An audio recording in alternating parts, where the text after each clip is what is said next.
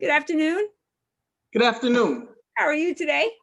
I'm doing well. How are you? I am doing well for a rainy Thursday, Yeah, absolutely. late in the day, but we are making it through, I guess. That's true. Yeah. Absolutely. May I please ask you to tell us your name? My name is Humphrey Truitt. Okay. And may I ask you also to tell us a little bit about yourself? Anything you wish to tell, whether you want to talk about your career, your family, your education, anything you wish to share? Sure. Yeah. So, first, I want to thank you for allowing me to be here this evening. And again, I'm Humphrey, and I'm from Durham. I've been in Durham pretty much all my life, with the exception of living out of state for a few months here and there. But I am proud to be from Durham, as Durham has a rich history with a number of things, education. um, so I went to the old Hillside High School, which was out off of Concord Street. And at that high school, it brought a rich foundation and a rich tradition that, kind of molded me of who I am, today, based on that. And kind of went on to right across the street, directly across the street to North Carolina Central University, and walked to high school and also walked to college, as my neighborhood was very, very, very close by. So, with those two schools, I think has developed a strong foundation of my ambitions and my aspirations and my goals, and kind of molded me who I am today, and along with strong upbringing with my mother and my father. So I've been there, and have other brothers and sisters that kind of went to the same schools, and just kind of almost followed behind them, so to speak. I am the youngest of all of my siblings, so that provided that guidance for me, as well. And just while I was there, at Central, I did major in criminal justice, and um, in that worked in several areas within that field, in probation, parole, law enforcement, juvenile services, and investigations with the public defender's office. So got a chance to see that field as a whole in various areas, and been fortunate enough to work in that field for actually since graduating, since 1995, and developed a keen sense of how the judicial system works, and along the way have enjoyed that process, as well. I've been married for 24 years now. have a 14-year-old daughter that is keeps me on my toes, in a good way. I adore her. She definitely is a good kid, and my foundation is being an asset to the community. In all that I do. That's my goal. Being an asset to the community, and just following the advice that my mom paved the way for us, to do. So that being with volunteering with organizations within the community, and in my professional career, not just doing the jobs, but being an asset in those jobs, are serving on various committees, and volunteering, and things of that nature.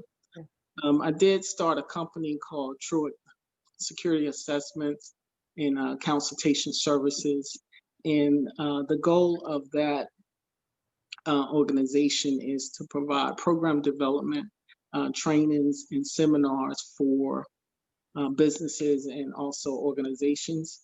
And another goal is to be an asset to the community, working with doing various community outreach for the community. So those are two goals of that program. And so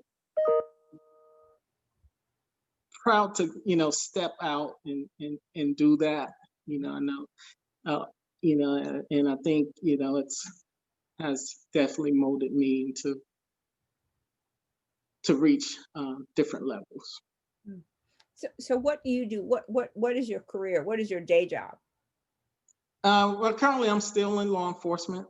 Yeah, I'm working in law enforcement. So I definitely have that as my career in terms of what I'm doing, not right, as my full-time employment. What does that mean? So law enforcement is a big term. So what is it specifically that are you a police officer, detective? What do you do? Right. So, throughout my career, I've worked in various forms of law enforcement, whether it be uh, university policing, city policing, state policing, things of that nature. Currently, I'm with a state agency, the North Carolina State Parks Division, in which we provide educational resources. We provide security, for visitors, and safety for visitors throughout the parks and within North Carolina. Excellent. So let me ask you a question. So in the last year or so, probably a little longer, but since the death of Mr. Floyd, we have heard a lot of cries and comments in the media about defund the police. And there have been a lot of people assigned to have said that. And that's been taken in a lot of ways. And a lot of it has been labeled at the doorstep of Black people wanting to defund the police. What are your thoughts about what that means and whether that should be done? Right. So when I hear defund the police, that term, it kind of means you take all the funding, away from the police. But I think it's other avenues to that statement that some people may not hear when they hear defund the police. So my approach to that is definitely there throughout the U.S. and throughout our communities. It's obvious that change needs to be made in some areas in policing, and that's fact. And along with any other organization, as far as the term defunding the police, taking money away from the police, I think that terms does a disservice to the community, because the community need the police to go out and keep people safe. And if we don't have the funding, police don't have the funding to do that, that is that's not good. In just in simple terms. Yeah. So I think defunding the police in ways to provide different ways of handling situations, trainings, things of that nature. I think that's the approach that we need to go with that. I'll tell you about two things that happened to me in the last week. So one day this week, I got a call from some police raising funding agency. I don't know exactly who, maybe been the police benevolent, but I don't remember exactly who it was. It was a white gentleman, and he called and asked, can we count on you to make a donation to the police fund? And And I think one of the questions he asked me is, did I believe in defunding the police officer and the police department? And I said, absolutely not. I do not think that's a smart thing to do at all, because as you said, we need the police. We need policing. But I do believe, and I said this to him, that police officers need additional resources. And I think they need resources like social workers, mental health professionals. They need people. So if the 911 office operator gets a call and says that someone is doing something, say domestic violence, that in addition to sending the police with them, they engage people who work in domestic violence to go to help calm that situation down. Because I've never been a police officer. I don't know how police officers are trained, but is domestic violence a part of their training? Do they know what to do in those situations when there's a domestic violence issue or a call that comes in? And I asked him, so I had heard on the news maybe a month or so ago that a white man had a domestic violence issue with his significant other, and they shot him in the foot, which brought the situation all the way down. It was calmed down. There was nothing else that needed to happen. It was done. Why is it when there's a black or a brown person in those situations, lethal force is the way to go, when you could shoot someone in the foot or the knee or the arm or somewhere where it does not kill that person? Why is it the first attempt is to terminate that person's life? And he didn't have an answer for me, and then he hung up on me. So he apparently didn't want my money, because he didn't particularly agree with what I was saying to him. And I thought about that long and hard.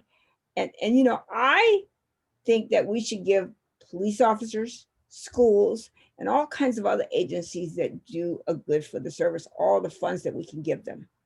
But I do think that as teachers and other people have these CLEs that they have to take continuing training, that police officers should have those as well, that help them engage people. So the situation in Rochester where the man is outside naked and they put a bag over his head and he dies. What was the threat of this man other than him spitting that he had to lose his life? I would not want to be spit on either. I think that's terrible. And I guess maybe they didn't know if he had a disease or something that they could catch or something like that. But were there not other avenues to restrain or to reduce his lethal threat if they thought he was, other than to kill him? What are your thoughts about things like that? My thoughts in terms of situations like that is, I'm the type of person that likes to stick with factual information, and right is right, wrong is wrong, no matter what the circumstance is, no matter who is involved. And that's the way I personally try to um, act as a law enforcement officer, doing things, the right way all the time, and making sure that I'm following policies and procedures according to uh, the department that I work with. And 9 times out of 10, those policies and procedures are there to protect the officer. They're not there to hurt the officer. When those policies and those procedures are not followed, that goes a step in terms of that officer didn't do things the right way, and then you get into those situations. So when I see the cases that's been presented, you know, face value, the cases that have been adjudicated and officers have been convicted of those cases. Personally, I don't agree with abusing people. Period. Whether I'm an officer, whether I'm a citizen, whether I'm just a person that is living. You don't abuse people, and you don't mistreat people. That's the way that I've always carried myself. Always respected people as an officer, and knock on wood, hadn't had a major incident so far with that approach. being an officer, people value you respecting them more so than you're mistreating them. And things don't escalate um, at that point.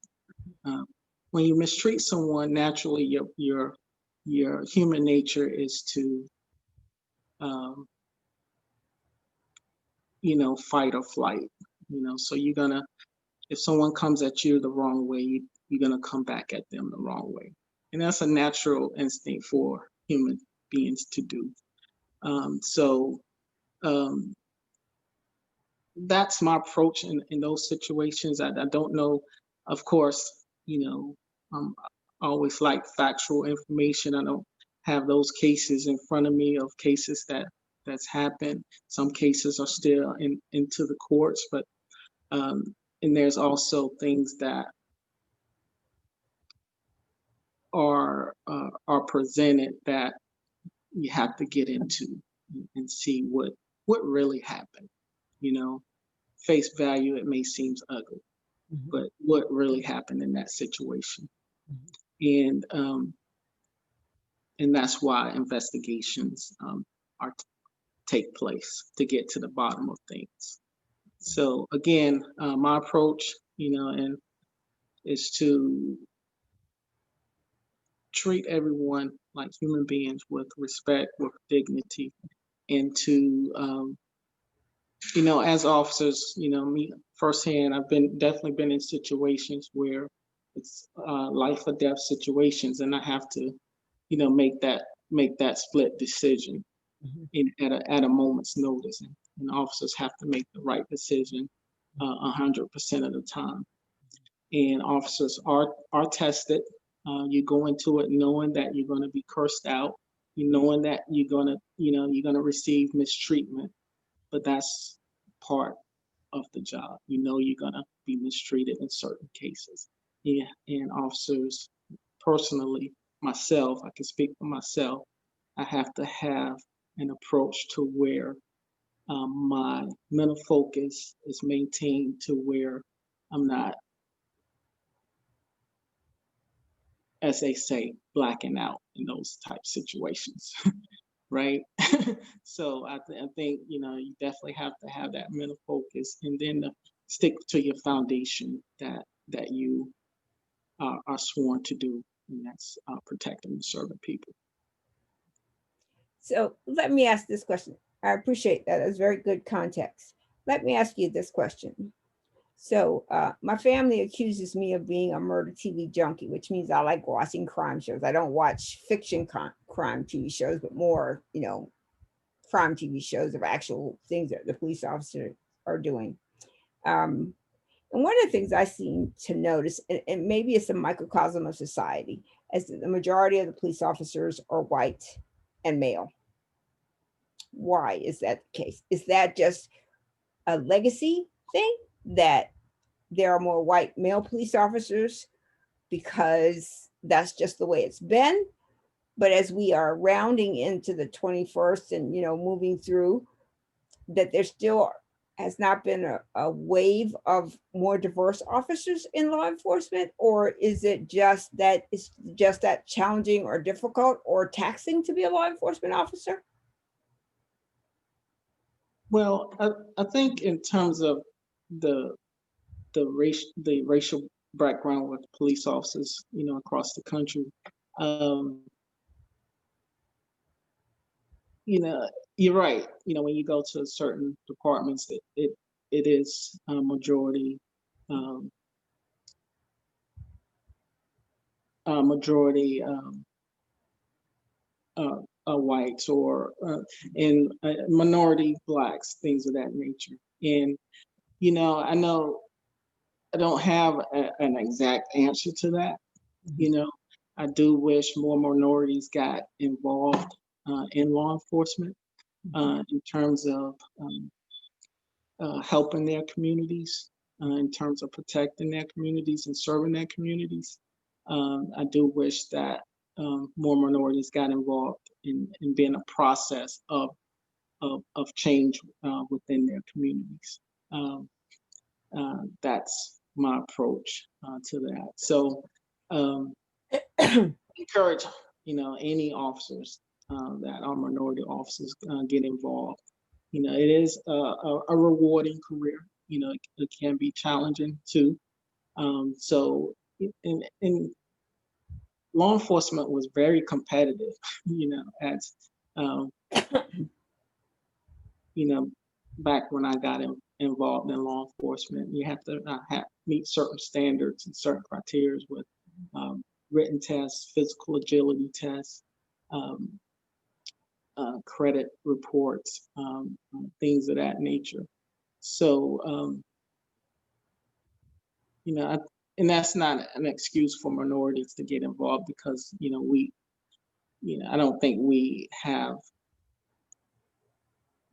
don't get involved because of those reasons. And that's not, I would say, why we don't get involved.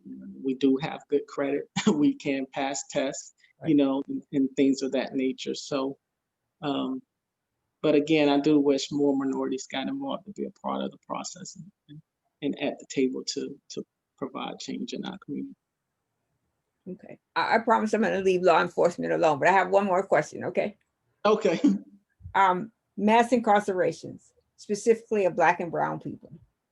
So over the years, and there are a number of studies and researches, and I know you said you like facts and things of that nature, not innuendo, but there have been thousands of studies about the number of Black and Brown people in prison, specifically doing long sentences.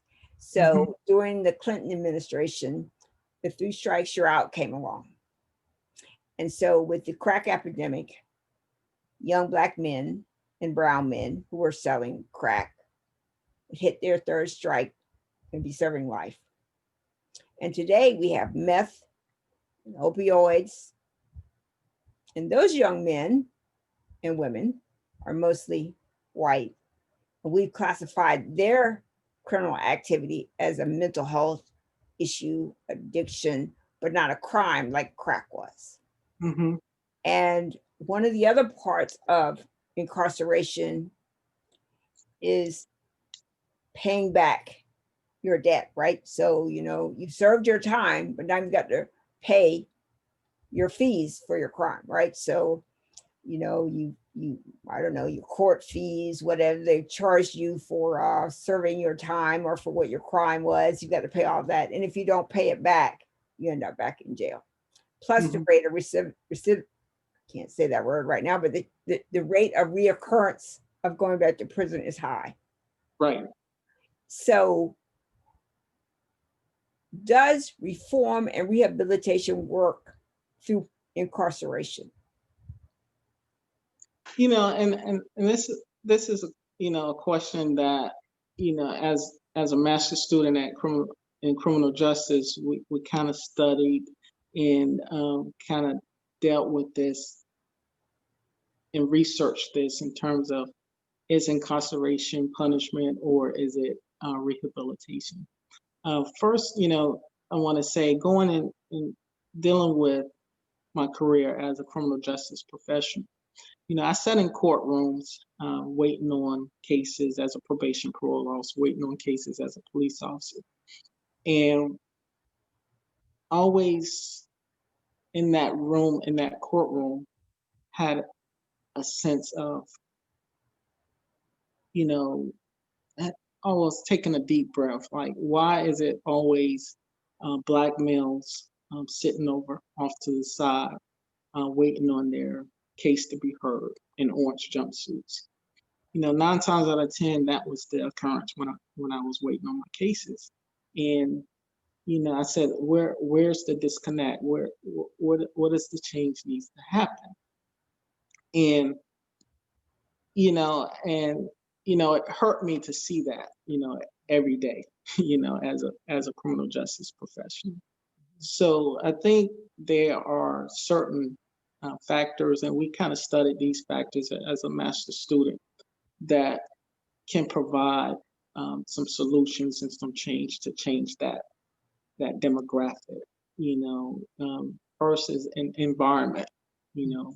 Environmental factors, changing the way housing is, changing the way the poverty levels are. within our communities. Education, providing quality schools, providing quality teachers uh, within our school system, providing quality educational resources, and also structural components. These can increase the outcome of these individual components, right?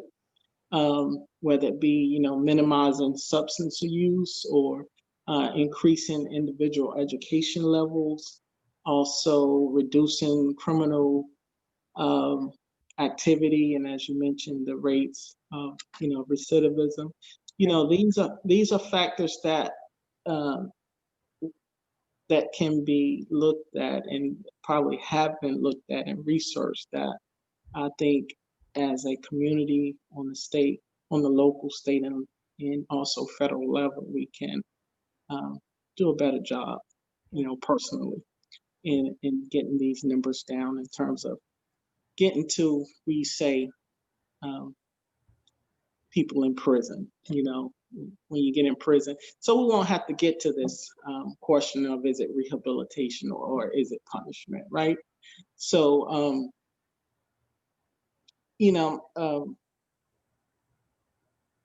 in my experience as a criminal justice professional, working with persons that have been incarcerated, I think it has provided a sense of post-traumatic stress for people that have been incarcerated. Functioning in society, um, that they have to start over and learn how to live. Coming from the prison system. Um, so when in terms of rehabilitation, there are programs that are in prisons to provide resources and counseling um, counseling programs there to help rehabilitate people in prison. Um, so I think it's twofold, and I think it's individually based. Do you want to be rehabilitated in terms of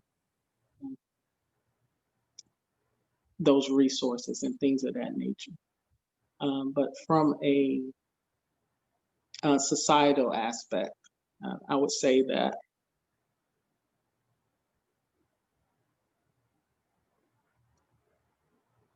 this is going back to various theories. Punishment should fit the crime. Things of that nature. Um, so that's how we've got here based on. I could go back to the Constitution, how this kind of came about. The prison system and things of that nature. But I think based on my experience, uh, we do people that commit crimes and violent crimes. I do believe that there has to be some type of rehabilitation there. Also, some type of um, um, punishment there to make sure that people are not hurting other people in the community and to be rehabilitated in the process. So, I think it can be a twofold in that aspect. And, again, I think it can be individually um, based. That makes sense. Let me ask you if you agree with me about this. So, since the inception of what we know as America, there has been a group that has thought themselves to be entitled and better than others. So, if you look at America as it's structured, the Native Americans were here living off the land, living in harmony with the land. And those that came here thought that they should be entitled to this land and what was here. And so they literally slaughtered and destroyed these people, and they have not recovered. I mean, they built casinos and, but if you look at the Native American people, there's a high rate of alcoholism, low educational attainment, You know, a lot of the post-traumatic history still exists, and there have been a number of studies that have talked about the DNA of trauma, like if it gets encoded on your genes that you don't ever overcome that PTSD. And that's been said of slavery, Holocaust, indigenous people, all of them have had this trauma that remains in their DNA makeup. Mm-hmm. So as Black people, and I say this all the time, and I get a lot of pushback when I say this, but of all the people in America, and I think I can say this across the globe, where Black people are not native to that part of the world, we didn't come through Ellis Island. We didn't ask for asylum in America. We were brought here as free labor, chattel property. We were here to make money for people off us. And then we were abused in such a way that is almost inhumane.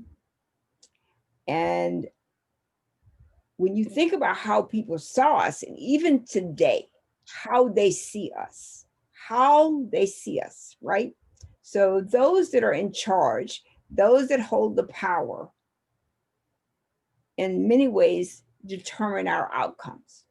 So we hear a lot of talk today about diversity and about inclusion and belonging. But in my mind, that's just talk. Because simply if you really meant that, a simple stroke of the pen, you could fix that. So young men in prison, women in prison, in regards to their race, I do believe there should be punishment. But what is that punishment? So if you kill someone, you risk the death penalty, life in prison without parole, 30, 40, 50, 60, however many years that somebody decides that you should be in prison. And I would ask you this in an analogy. So you've been in law enforcement for a while. You understand the protocols and the behaviors of law enforcement. So if you were thrust into a law enforcement job in Utah, or California, or Maine, wherever, you'd be able to negotiate and find your way through it. You wouldn't have to be retrained, or you may have to understand how their laws work, but you wouldn't have to learn how to be a law enforcement officer again. Is that correct? Correct. Okay, so now I've been in prison for X number of years, and you're going to wake up one day and say, well, Rochelle, we're letting you out. Go back into society. I've been there 10 years, 15 years, 20 years, however many years. Just like you can go and readjust to being a police officer in a whole nother city, the only thing I've known for these X number of years is incarceration and punishment. You know, being chained, locked down, told when to eat, when to sleep, when to do everything. How do I now go back into California, Utah, wherever I'm going, and readjust to society? How do I learn how to readjust when the only thing I've known for X number of years, so I need to be retrained? So when I come out of prison, I'm given the belongings I took in with me. Maybe, I don't know if they give you money when you come out or not, but probably not. And they dump you back wherever you are. So dump you back. Where is the rehabilitation? Where do they train you how to become a citizen again? And even more to that, to extrapolate that some, how am I going to be able to get a job now that I have a criminal record, especially if I have a felony on my conviction? You know, how do I then become a citizen again? How do I then become productive again? How do I pay my fees to the court and to the system? And how do I go back into my family and provide to my kids and my mother and my whatever it is I do? How does that work? Yeah, yeah, and as a probation parole officer for 8 years, I went to various prisons and I paroled people in various prisons throughout North Carolina, and these are the conversations I've had with people on my caseload, from getting released from prison, signing the parole agreement, and then driving and taking them home. And on the way home, these are the conversations, some conversations I've had with some people, and they say, I don't know what I'm going to do.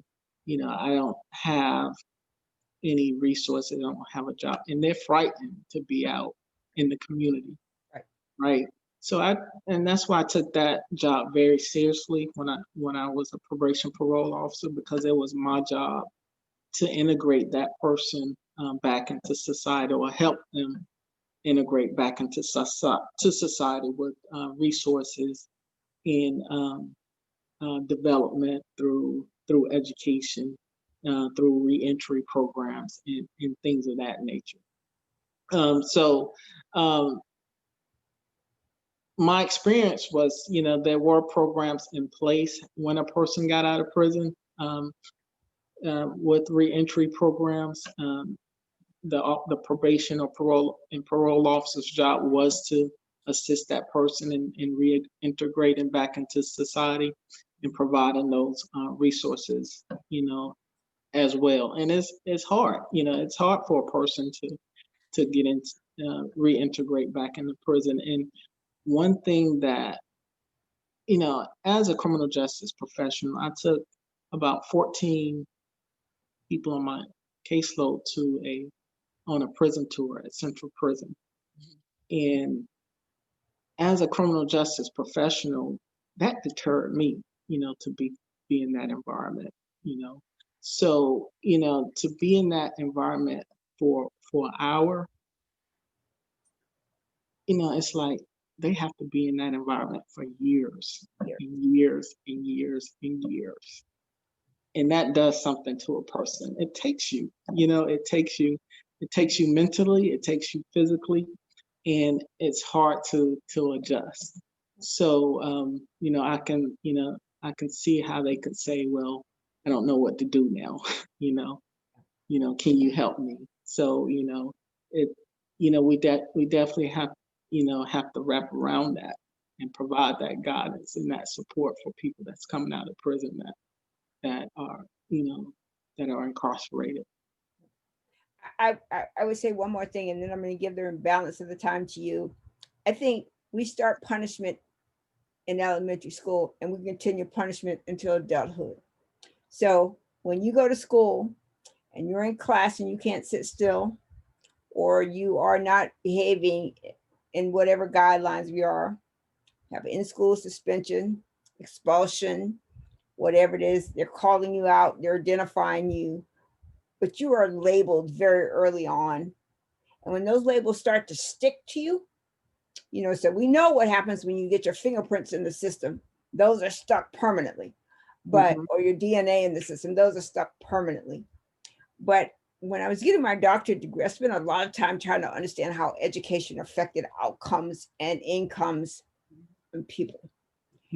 And for Black and brown people, there were, especially in the early 50s and 60s, there were so many studies that were done that defined us as intellectually challenged. We're not smart, And a lot of the reports that came out of schools, and I think this is still done today, I wouldn't swear to it, but, would always report the test scores of the Black and brown children, right? So, we didn't test as high, and you go back to, post-slavery and we wanted to vote, you had the poll tax and all those taxes to see if we're smart enough to vote, and all these things.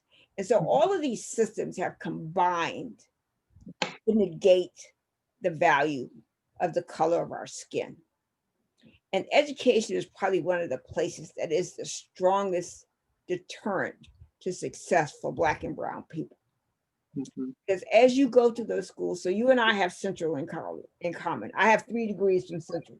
You and I spent a lot of time in the same building. So I got my public administration degree from the criminal justice building. So I spent a lot of time in that building as well. So yes, but the historically Black college is a warm, inviting place. You talked about Hillside and Central. I enjoyed my time at Central immensely. It's day and night to a predominantly white college, just 2 totally different environments. I felt supported, encouraged, engaged at my historically Black college. I felt like in my historically predominantly white college, get the hell out. Your number your 7-digit number, whatever that means, and then just get the hell out of the school, because we don't really care one way or the other whether you pass not. We just want to make sure you pay your tuition and get out. And if you don't get out, just keep paying us or get out. One of those two. So I do see that. But I mean, education as a whole has not always been kind to Black and brown people. Mm. And you have so few Black and brown male role models in school. So my husband is a Black school teacher, and I am immensely proud of him because he makes a difference every single day. But he is one of few, Mm. just like we we're talking about police officers. Few. We need more. And if there's ever going to change anything in that dynamic, and I would argue that integration, school integration, desegregation, I don't know if that was to our advantage. I don't know if it did for us what many thought it would. You know, maybe it did. Maybe it prepared us to work and play and live with other ethnicities. But I would say going to school at a historically Black place with Black teachers, Black doctors, Black lawyers, Black whatever. You had people who cared about your well-being rather than just seeing that you completed the course, graduated from the school, donated funds to the school, cared about your well-being versus what we have now. So, Right. I would say that, but I'm sure people would argue with me about that because I don't know that we have achieved the parity in society that people think we have, that we are equal, that we have all the opportunities because we see the disparity in almost every area in our society. We struggle still economically. We still have, you know, for every dollar a white man makes, a Black man makes 68 cents and a Black woman makes 71 cents. That's 2020. That's not 1950s. Mm. We still have those struggles. So Mm. I've badgered you enough, so I'm gonna stop badgering you. I will leave the remaining 5 minutes for you to say whatever it is you wish to say. Thank you so much, Humphrey, for talking to me. This has been absolutely wonderful. When the video converts, I will send you a link. You can watch it. Please watch it and let me know if I may upload it. So the remaining of the time belongs to you, please. Okay. Yeah. Thank you. And just to piggyback off of what you were speaking of in terms of education and minorities in the classroom, I think it is key um, that that minorities have the opportunity to succeed, in the classroom, to go ahead and graduate from high school, to go ahead and go off to college. When I was in high school, it wasn't where are you going to go to college? It was where are you going to go to college?